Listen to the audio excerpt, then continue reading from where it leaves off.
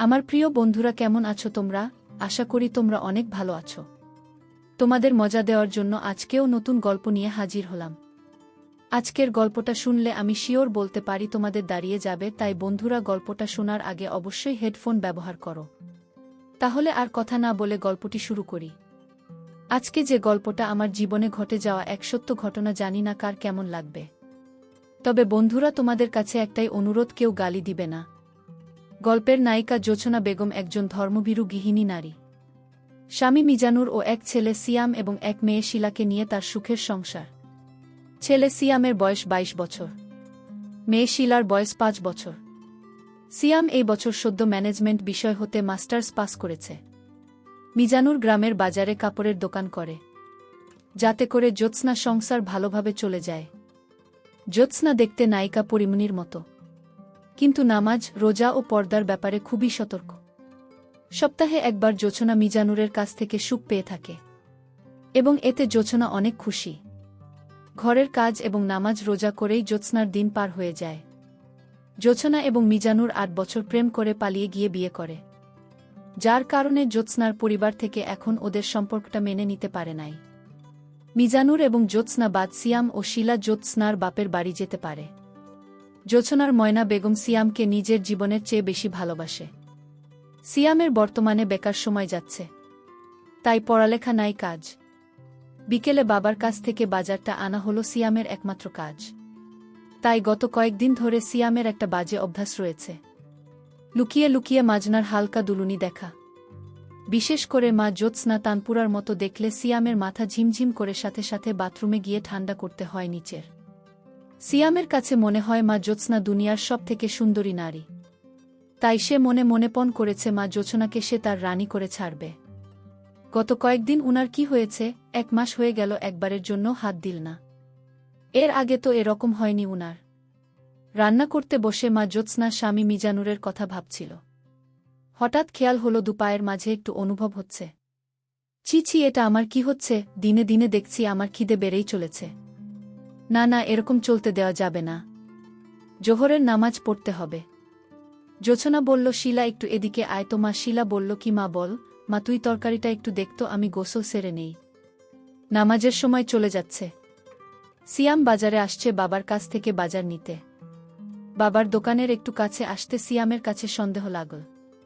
বাবার দোকানের সামনেই মেয়েটাকে। আর বাবা কোথায়? মেয়েটা মনে হচ্ছে সামনে একেবারে ঝুঁকি আছে। সিয়াম মনে মনে ভাবুন, না, আমাকে রহস্যটা জানতে হবে। সিয়াম একটু কাছে গিয়ে অন্যদিকে তাকিয়ে বাবা ও মেয়ের কথাগুলো শুনতে চেষ্টা করল। যা শুনতে পেল তাতে নিজের কানকে বিশ্বাস করতে পারছিল না সিয়াম। কথাগুলো, আর কতদিন এভাবে লুকিয়ে লুকিয়ে তোমার হবে?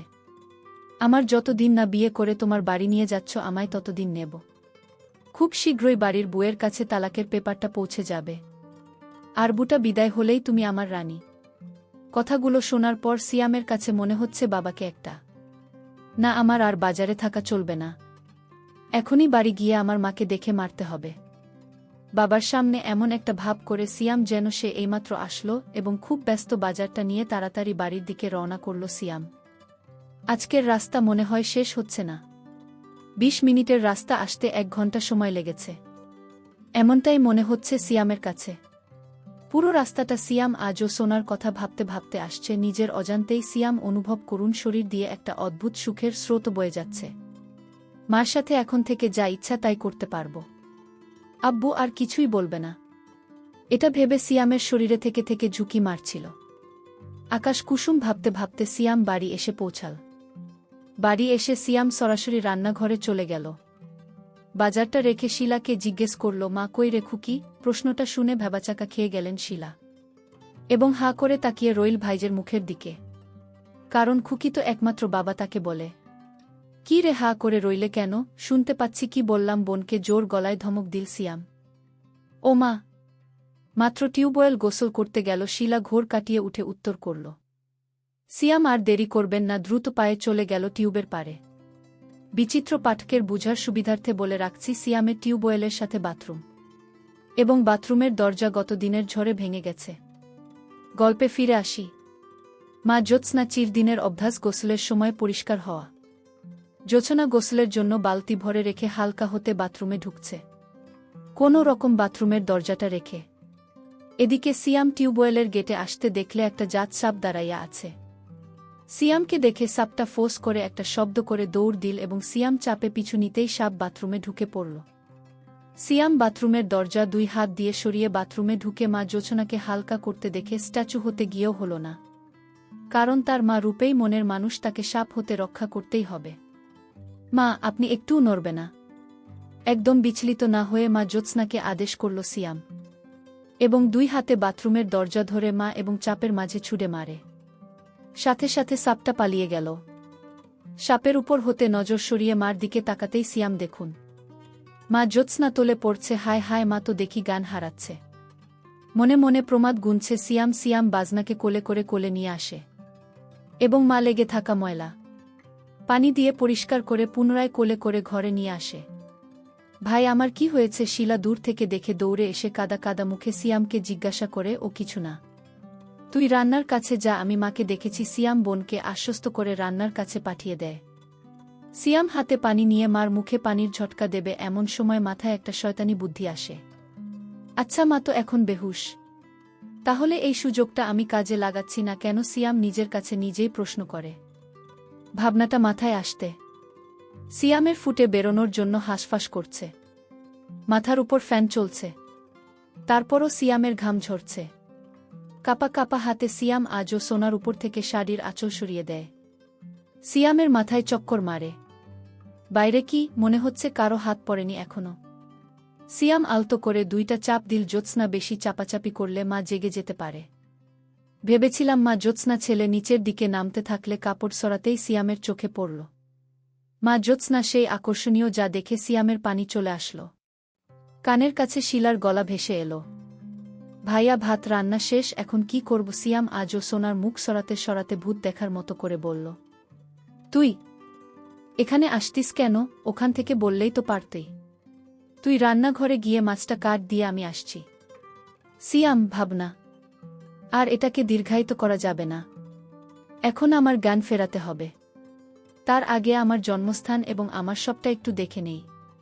কাপা কাপা হাতে সিয়ামা জোছনা আবার সব ঠিক করে দিল। সিয়াম, ঘুমন্ত মাকে আমি চাই না, আমি খাবো আমার জাগ্রত মাকে। আস্তে আস্তে রোশনি রসিয়ে মুখে পানির ছিটা লাগতে মা জ্যোৎস্না চিৎকার দিয়ে বলে উঠল, সাপ সাপ সাপ, সব চলে গেছে মা, আপনি এখন ঘরে আমার কাছে।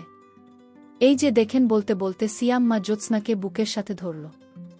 জ্যোৎস্না স্বাভাবিক হতে 2-3 মিনিট সময় লাগে এবং সিয়াম এই সুযোগে মাকে সাথে চেপে রাখো। মা জ্যোৎস্না মনে মনে ভাবুন, বিষয়টা বাড়াবাড়ি হয়ে যাচ্ছে। বাবু, আমার খুব ক্লান্ত লাগছে, আমাকে একটু একা থাকতে দে এখন। ঠিক আছে মা, আপনি রেস্ট নিন, আমি রান্নাটা দেখছি। আর একটু পরে উঠে গোসল করে খেয়ে নেবেন। মা জোছনাকে ঘরে একা ছেড়ে সিয়াম রান্নাঘরের দিকে চলে গেল। কি হয়ে গেল আমার, যে আমার স্বামী ছাড়া আর কাউকে কোনোদিন দেখতে দিলাম না। আজকে আমার কোনো পাপের কারণে এত বড় সর্বনাশ হয়ে গেল। আমার পেটের ছেলে আমার সব দেখে নিয়েছে। হে খোদা, তুমি আমার মরণ দিচ্ছ না কেন? আমি এখন এই পোড়া মুখ নিয়ে ছেলের সামনে যা কি করে? ছেলের কথা মনে পড়তেই লজ্জায় কুঁকড়ে গেল জ্যোৎস্না। না জানি কোথায় কোথায় হাত দিয়েছে। আচ্ছা ছেলে, কি আমি দোষ দিচ্ছি কেন? আমার বাবুর তো আর কোনো দোষ নেই, ও তো আমাকে সাপের হাত থেকে রক্ষা করেছে। মনে মনে ছেলের প্রশংসা করতে গর্বে বুকটা ভরে গেল মা জ্যোৎস্না। ছেলেটা আসলে আমাকে অনেকের করে, ওর বাবার মতো না, ও একদম আলাদা। ওর বাবাটা যদি ওর মতো হতো। একটা গভীর নিঃশ্বাস ফেললাম জ্যোৎস্না। যাই হোক, অনেক পাপ লেগেছে। আমার ছেলে আমার গোপন জায়গা, বলা যায় গিয়ে গোসল করে নামাজ পড়ে আমার মালিকের কাছে ক্ষমা প্রার্থনা করি। মনে মনে কথাগুলো ভাবতে ভাবতে তড়িঘড়ি করে বিছানা থেকে নেমে পড়ে মা জ্যোৎস্না দরজার কাছে গিয়ে পা 2টা যেন অবশ্যই আসল। মা জ্যোৎস্না ছেলে যে তার সামনে রান্নাঘরে বসেই দিকে ফিরে তরকারি কাছে। এখন ছেলের সামনে দিয়ে টিউবের পারে যাবে কিভাবে এই ভেবে মাজনার ঘাম বের হচ্ছে। তবুও যে আমাকে যেতেই হবে, আমাকে পবিত্র হয়ে আমার মায়ের হুকুম পালন করতে হবে এবং আমাকে ক্ষমা প্রার্থনা করতে হবে। ভাবতে ভাবতে বড় একটা ঘণ্টা টেনে দ্রুত পায়ে টিউবের পারে চলে গেল মা জ্যোৎস্না। রান্নাঘরে বসে ঘোমটা দেওয়া দ্রুত চলে যাওয়ার দৃশ্য দেখতে দেখতে সিয়াম মনে মনে হাসতে হাসতে ভাবুন, আমার মা লজ্জা দিন দিন বেড়েই চলেছে। খুকি, আমার তরকারি কাটা শেষ। তুই তরকারিটা গুছিয়ে নিয়ে ভাজি করা মাছটা দিয়ে ঝোল রান্না করিস। আমি বাবার সাথে ফোনে কথা বলে আসি। হ্যালো বাবু, আজকে আপনাকে একটু আগে আসতে হবে। কারণ দুপুরে মা একটা জাত সাপ দেখে খুব ভয় পেয়েছে। তাই মাকে একটু রহমত আলী মাওলানা কাছে নিয়ে যেতে হবে। টিউবের পারে গিয়ে ফোনে লাউড স্পিকার দিয়ে আব্বুকে কথাগুলো এক নিঃশ্বাসে বলে ফেললেন সিয়াম। তোর মা মরুক, তাতে আমার কিছু আসে যায় না। তোর মা তুই নিবি না কি করবি সেটা তোর ব্যাপার। আমাকে এসব ফালতু ফালতু ব্যাপার নিয়ে ডিস্টার্ব করবে না। এখন বড় হয়েছি, সংসার, মা বোনকে একটু সামলাতে শেখ। আমাকে আমার মতো ছেড়ে দে তোরা। আর হ্যাঁ, কাল থেকে তুই দোকানে বসছি। কথাগুলো খুব রাগের সুরে বলল বাবা মিজানুর। কাল থেকে পারব না, কারণ কাল আমার একটা গুরুত্বপূর্ণ কাজ আছে। তবে পরশু দিন থেকে বসে। আর হ্যাঁ, এখন থেকে মা এবং শিলার সব দায়িত্ব আমার, বলে ফোনটা কেটে দিল সিয়াম। মা জ্যোৎস্না গোসল শেষে বাপ বেটার ফোনালাপ মন দিয়ে শুনছিল। ফোনালাপ শেষ হতেই বড় করে ঘোমটা টেনে দিয়ে দ্রুত পায়ে ঘরের দিকে যাচ্ছিল মাজনা। মা জ্যোৎস্না নাদুস নুদুস হয় মা জ্যোৎস্না। দ্রুত হাঁটার তালে তালে তানপুরার মতো দুটি দল ছিল, যেটা দেখে সিয়ামের মাঝে দামামা বাঁচতে লাগল। মা একটু দাঁড়ান তো ওখানে। কাছে গিয়ে সামনে দাঁড়িয়ে মা জ্যোৎস্না, দুই বাহুতে হাত রাখো। সিয়াম, মা আমি জানি আপনি বাবার কথাগুলো সব শুনেছেন, বলেই মাটির দিকে তাকিয়ে থাকা ঘোমটা দেওয়া জ্যোৎস্নার ধরে একটু উপরে তুললে কপালে চকাস করে একটা দিল সিয়াম। বাবা আর আমাদের আগের মতো ভালোবাসে না মা। বাবা এখন শুধু আমাদের দূরে সরিয়ে দিতে চাই না। কিন্তু আপনি একটু মন খারাপ করবেন না। আমি আছি না। আমি আপনার সব কষ্ট দূর করে দেব না। এখন থেকে আপনার এবং শিলার সব দায়িত্ব আমার। কথাগুলো আবেগের সুরে বলে মা জ্যোৎস্নাকে নীল সিয়াম। কত সময় এভাবে দাঁড়িয়েছিল মা ছেলে। মা জ্যোৎস্না বা সিয়াম কেউই বলতে পারবে না। ভাইয়া সব কিছু রান্না শেষ। হঠাৎ শিলার কোথায় সম্বিত ফিরে পেল জোছনা এবং সিয়াম। এক প্রকার অনিচ্ছা সত্ত্বেও মা জোছনা ছেলের বাহুডোর থেকে ছাড়া পায় হিতাহিত জ্ঞান প্রায় ভুলতে বসেছিল। মা জ্যোৎস্না সম্বিত ফিরে পেতে একরাশ মা জ্যোৎস্নাকে ঘিরে ধরল। ঠিক ঠিক আমার ছেলে আমাকে এভাবে ধরে, ঠিক ঠিক আমি আর ভাবতে পারছি না। এক প্রকার দৌড়ে ঘরে গিয়ে নামাজে দাঁড়িয়ে পড়লাম।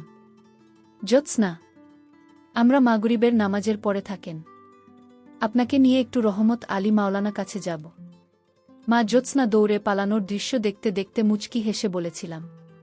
ভাইয়া খেতে আয়, মা ডাকে। আসছি। সিয়ামের ঘর থেকে উত্তর দেই সিয়াম। শিলা তাড়াতাড়ি খেয়ে ঘুমিয়ে পড়। আমি আর তোমার ভাই একটু হুজুরের কাছে যাব। খেতে খেতে মেয়ে শিলাকে তাদের মা জ্যোৎস্না। বাড়ির বাইরে কোথাও যেতে চায় না মা জ্যোৎস্না, কিন্তু রহমত আলী মাওলানা কাছে যেতে কখনো না করে না। সিয়ামের বাড়িতে সবাই মাটিতে বসে খায়। মা জ্যোৎস্না এবং সিয়াম মুখোমুখি বসে খাচ্ছে। ঝুঁকে মাটিতে বসে খাওয়ার জন্য আঁচলটা একটু গেছে মা জ্যোৎস্না। নাকি বোরখা পরে যাবেন ইঙ্গিতটা মা জ্যোৎস্না বুঝতে পারে। তাড়াতাড়ি আঁচল ঠিক করতে করতে, না বাবা, বোরখা পাব কোথায়? তোর বাপ কি আর বোরখা কিনে দিয়েছে আমাকে? আগের বোরখা ছেড়ে যেতে কতবার বললাম একটা বোকা কিনে দাও। দিল না কিনে, তার নাকি টাকায় থাকে না আগে। অনুযোগের সুরে বলল, মা গো আমি কিনে দেব। আজকে শাড়ি পরেই চলেন। মা জ্যোৎস্না আপাদমস্তক দেখতে দেখতে বলেছিলাম। খাওয়া দাওয়া শেষ করে সিয়াম তার নিজের ঘরে এসে পাল্টে প্যান্ট পরে নীল। মা জ্যোৎস্না মেয়ে শিলাকে ঘুম পাড়িয়ে রেখে আয়নার সামনে দাঁড়িয়ে চোখে একটু কাজল দিয়ে নীল, আর শরীর একটু আতর দিয়ে নীল। এই আতর আর কাজল ছাড়া কোনো প্রসাধনী ব্যবহার করে না। মা জ্যোৎস্না দরজার শিকল টেনে তালা লাগিয়ে ঘুরতে দেখেন। সিয়াম ভ্যাবলার মতো হা করে তাকিয়ে রয়েছে। একেবারে অফিসারের মতো লাগছে মা জ্যোৎস্নাকে। 5 ফুট 4.5 ইঞ্চি হাইট মা জ্যোৎস্না। বন্ধুরা, আজকে একটু বেশি রাত হয়েছে, তাই এই গল্পের পরবর্তী অংশ আগামী কালকে দেব। শেষ পর্যন্ত তোমরা ভালো থেকো, সুস্থ থেকে এবং আমাদের এই চ্যানেলটি সাবস্ক্রাইব করে রেখো।